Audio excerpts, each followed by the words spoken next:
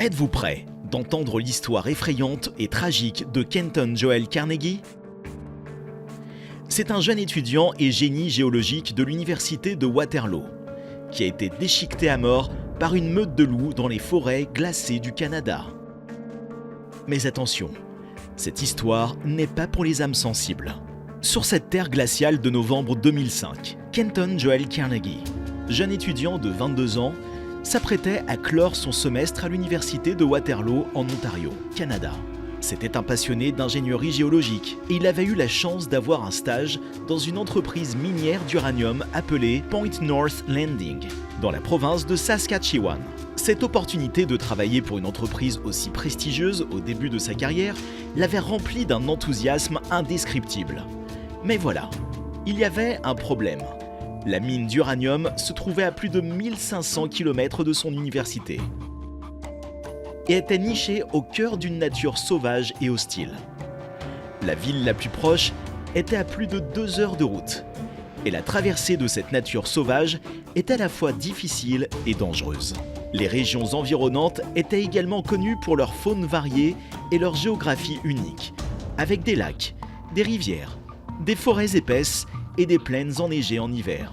Mais cette région abritait également des animaux sauvages tels que des ours noirs, des lynx, des élans et des loups gris. Ces derniers étaient les prédateurs les plus redoutables de cette terre gelée. Kenton pénétra dans la vaste étendue de la mine.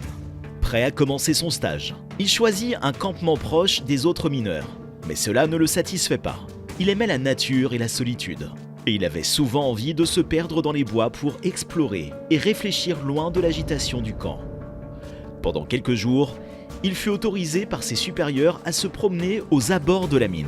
Mais leur recommandation de ne pas s'aventurer trop profondément dans les bois le frustre. Le 8 novembre, Kenton décida de s'échapper de la mine et de s'offrir une promenade. Il informa son compagnon qu'il serait de retour avant le dîner et se mit en route. Le soleil commençait à se coucher, mais il était déterminé à atteindre le lac voisin pour admirer le coucher du soleil sur la rive avant de rentrer au camp. Lorsqu'il atteignit le lac, Kenton se sentit soudainement épuisé. Il se reposa pendant quelques minutes et décida de rentrer au camp avant la tombée de la nuit. Il faisait très froid et la neige s'accumulait, rendant sa marche difficile. Alors qu'il avançait péniblement dans la neige, il eut l'impression d'être suivi. Il se retourna et aperçut un loup à quelques mètres de lui. Il le regarda fixement pour évaluer ses intentions. Mais le loup semblait inoffensif. Il continua à marcher, espérant que le loup partirait. Kenton tournait la tête en avant quand il réalisa qu'un deuxième loup se tenait devant lui. Il se sentit soudainement piégé et sa tranquillité d'esprit se volatilisa instantanément. Son cœur s'accéléra et il prit conscience que le ciel s'assombrissait de plus en plus rapidement. Les loups l'avaient encerclé de manière cynique et délibérée. Les bruits de pas qui se rapprochaient indiquaient qu'il avait été suivi depuis qu'il avait quitté le camp. La panique commença à s'emparer de lui, combinée à l'urgence du temps. Il fit la dernière chose qu'il aurait dû faire dans sa situation. Il commença à courir. Sa cadence effrénée galvanisa les deux loups et commencèrent à le suivre. Kenton comprit qu'il était maintenant en train de jouer une partie de chasse contre un prédateur de la forêt et qu'il n'était pas aussi optimiste quant à leurs intentions. 2 autres loups rejoignirent la meute qui courait derrière Kenton alors qu'il hurlait de terreur, encore à 1 kilomètre de la sécurité. L'adrénaline, la peur et la neige épaisse sous ses pieds rendaient impossible la fuite de Kenton face à des prédateurs qui se battaient sur leur propre terrain et qui étaient plus nombreux que lui. Un loup finit par l'attraper et tira le premier sang en mordant sur le côté de son torse. Il commença à saigner, laissant derrière lui une traînée de taches de sang sur la neige blanche. Ses cris à l'aide ne furent entendus par personne et il se battait maintenant pour sa vie. Les loups se rapprochaient de plus en plus de lui et ils prirent une deuxième bouchée à sa cuisse afin d'éviter qu'il leur échappe. Il finit par tomber à genoux, essayant toujours de ramper pour sortir de danger. La meute commença à tourner autour de lui de manière démente, semant la terreur dans le cœur de Kenton lors de ses derniers moments. Alors qu'un des loups sauta sur lui, il commença à donner des coups de poing pour se défendre. Enfin. Mais après que la meute entière se jeta sur lui en frénésie de chasse réussie, son destin était scellé. Un des loups enfonça ses dents acérées dans sa cuisse. Un autre mordit sa main droite. Kenton parvint momentanément à échapper à leur emprise, mais les bruits de pas plus tard découverts montraient qu'il avait réussi à avancer quelques pas en boitant, tentant de trouver la sécurité. Mais il fut vite rattrapé. Il était maintenant à bout de souffle et ses membres étaient devenus insensibles par la peur.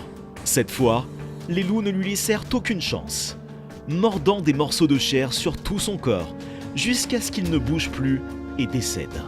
De retour à l'usine, les camarades de Kenton l'attendaient avec impatience à 7h30. Mais après une demi-heure d'attente, l'inquiétude commençait à gagner les esprits. Un groupe de travailleurs a décidé de partir à sa recherche dans la forêt avec leur camionnette. Les loups étaient connus pour rôder dans la région. Mais lorsqu'ils ont vu les traces de pas de Kenton, suivies de celles des pattes d'un animal, leur inquiétude a atteint un niveau supérieur. Ils sont alors retournés à l'usine pour prendre un fusil avant de poursuivre leurs recherches. Pas loin de l'usine, ils ont vu une tache sombre sur le chemin enneigé. Ils se sont approchés pour mieux voir et ont réalisé avec horreur que c'était un tas de vêtements ensanglantés entourant un corps humain démembré. La vérité était maintenant évidente. Les travailleurs de l'usine ont rassemblé les os et la chair et les ont chargés sur le camion. Alors qu'ils remontèrent dans le véhicule, l'un des conducteurs a vu 2 yeux brillants au loin derrière les arbres. Des hurlements de loups ont également été entendus au loin, confirmant les soupçons selon lesquels l'attaque avait été menée par des loups affamés. L'enquête menée après l'attaque a révélé que les loups étaient devenus plus audacieux en raison de la méthode incorrecte de traitement des déchets alimentaires utilisés sur le site. Des contenants métalliques à l'extérieur du bâtiment avaient été remplis de restes alimentaires, attirant les loups affamés de la forêt. Cela avait rendu leur rencontre avec les humains plus fréquente, érodant leur peur des humains et les voyant comme des proies potentielles. L'incident a conduit à plusieurs changements dans la façon dont l'usine traitait ses déchets alimentaires. Mais la zone a été déclarée sûre pour les opérations dans les locaux limités à l'usine après l'installation d'une clôture électrique. Une campagne pour abattre les loups dangereux a commencé et leur population a été repoussée de plusieurs kilomètres du site de l'usine. Les parents de Kenton Joel ont été dévastés par la nouvelle mort brutale de leur fils. Il ne restait pas grand-chose du corps à rendre à sa famille, et ils ont été laissés inconsolables par le souvenir de leur fils bien-aimé. La famille de Kenton, avec l'administration de l'université de Waterloo, a créé une bourse commémorative en son honneur et a souhaité qu'aucun parent ne doit jamais revivre cette tragédie déchirante. Et voilà, c'est la fin de cette histoire dramatique. Nous espérons que cela vous a captivé et informé sur les conséquences de l'interaction entre les humains et les animaux sauvages. Si vous avez aimé cette histoire, n'hésitez pas à vous abonner à notre chaîne pour ne pas manquer nos prochaines vidéos. N'oubliez pas également de cliquer sur le bouton j'aime pour nous soutenir et nous aider à continuer à produire du contenu intéressant pour vous.